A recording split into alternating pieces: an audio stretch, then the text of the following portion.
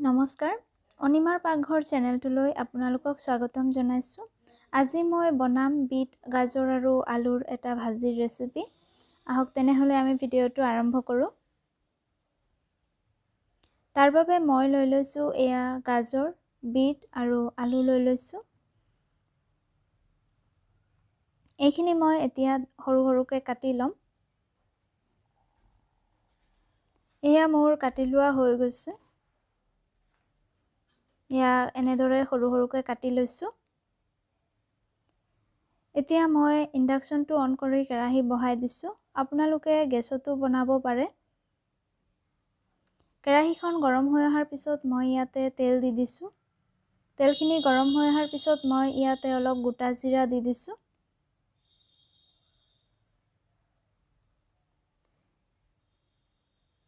এতিয়া মই ইয়াতে কাটি ৰখা গাজৰ, বিট আৰু আলুখিনি দি দিম।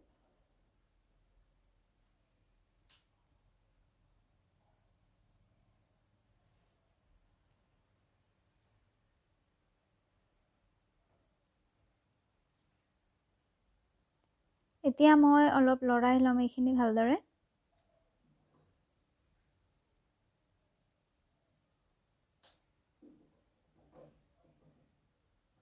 এতিয়া মই ইয়াতে দি দিছোঁ সোৱাদ অনুযায়ী নিমখ।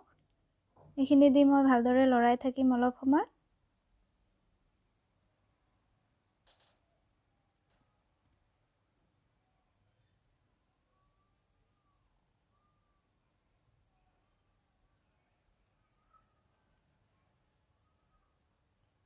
এনেদৰে কিছু সময় ভাজি থকাৰ পিছত মই ইয়াতে হালধি গুড়ি দি দিম।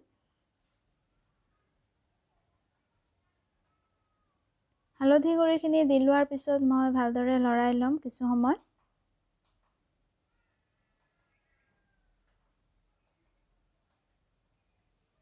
এতিয়া মই 4-5 মিনিটৰ বাবে ঢাকি দিছোঁ।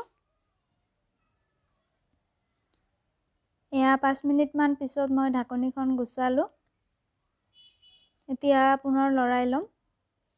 এয়া গাজৰ, বিট আৰু আলুখিনি বইল হৈ আহিছে।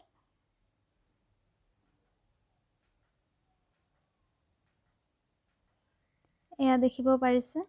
মই ইয়াতে কেঁচা জলকীয়াখিনি দি দিছোঁ। এতিয়া মই ভালদৰে লৰাই ল'ম। ইয়াত মই বেলেগ কোনো মছলা ইউজ নকৰোঁ। এনেদৰেই মই ভাজিম।